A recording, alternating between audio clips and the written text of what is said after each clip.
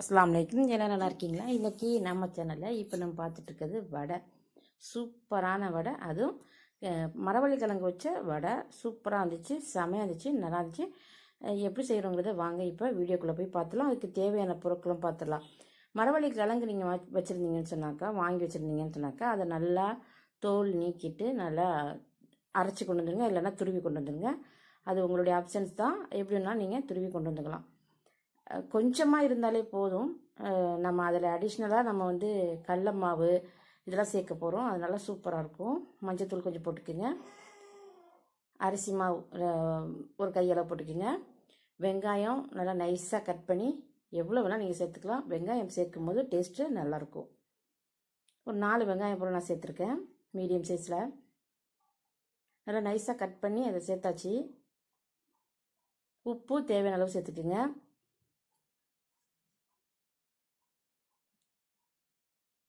இப்போ எல்லாத்தையும் நம்ம ஒன்றா சேர்த்து கலந்து விட போகிறோம். நம்ம அரைச்சி வச்சோம்ல, அந்த அரைச்சி வச்ச தண்ணியிலே தான் இதை நம்ம சேர்க்கணும். நம்ம கொஞ்சமாக தண்ணி ஊற்றி நம்ம அரைச்சிக்கிறோம் அந்த கிழங்க. இல்லை துருவினீங்க அப்படி சொன்னால் அதுலேயே தண்ணி வரும். அதுக்கப்புறம் நம்ம பார்த்துக்கிட்டு வேணுமா இருந்தால் கொஞ்சம் தண்ணி ஆட் பண்ணிக்கலாம்.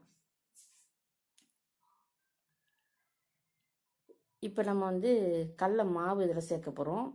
கடலை மாவு நம்ம கடலைப்பருப்பு இருக்குது, துவரம்பருப்பு இருக்குது, அப்படின்னு கடலைப்பருப்பு கடலைப்பருப்பு இதெல்லாம் இருந்துச்சுன்னா ஊற வச்சு நீங்கள் அரைச்சிக்கலாம். அப்படி இல்லைன்னு சொன்னால் கடலை மாவு இருந்தால் நீங்கள் மாவு சேர்த்துக்கலாம். நான் இன்றைக்கி கடலை மாவு தான் நான் சேர்த்துக்கிட்டேன்.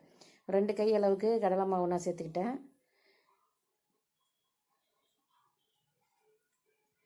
நம்ம ஏற்கனவே அரிசி மாவும் இதில் சேர்த்தாச்சு. இப்போ எண்ணெய் சட்டி வச்சு எண்ணெய் ஊற்றி அடுப்பை மீடியம் சைஸ் ஊற்றிக்கிங்க. மீடியம் ஃப்ளேமில் வச்சுக்கிங்க அடுப்பை. அதுக்கப்புறம் நம்ம எடுத்து வச்சுருக்கிற அந்த கடலை மாவோடு சேர்த்து நல்லா கலந்து விட்டுருங்க.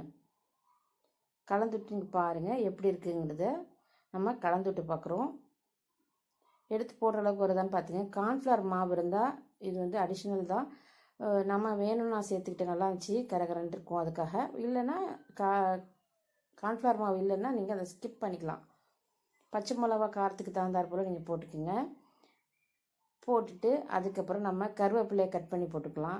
மல்லி, புதினா இந்த மாதிரி இருந்தால் எல்லாத்தையும் நீங்கள் கட் பண்ணி போட்டுக்கோங்க. நான் இன்றைக்கி கருவேப்பிலை மட்டும் தான் இதில் சேர்த்துருக்கேன். பச்சை மிளகா, வெங்காயம் இது மட்டும் தான் சேர்த்துருக்கேன். இஞ்சி ஒரு துண்டு போல் நறுக்கி அதையும் நீங்கள் சேர்த்துக்குங்க. அந்த நைஸாக குட்டி குட்டியாக ரொம்ப நைஸாக நம்ம இஞ்சி கட் பண்ணி போடும்போது நம்ம சாப்பிடும்போது அந்த இஞ்சி வாயில் கடிப்படும்போது அவ்வளோ டேஸ்ட்டாக இருக்கும், சூப்பராகவும் இருக்கும். இது மாதிரி எண்ணெய் சூடான பிறகு நம்ம எடுத்து நமக்கு தகுந்தாற் போல் குண்டு குண்டாகவும் போடலாம், தட்டையாகவும் போடலாம், வடை மாதிரி. இது மாதிரி நீங்கள் என்ன சேஃபில் நீங்கள் வேணாலும் போட்டு எடுக்கலாம். சூப்பராக இருக்கும். நல்லா கருகரு முறுமுறு ரொம்ப டேஸ்ட்டாக இருக்கும். ட்ரை பண்ணி பாருங்கள். தேங்க்யூ.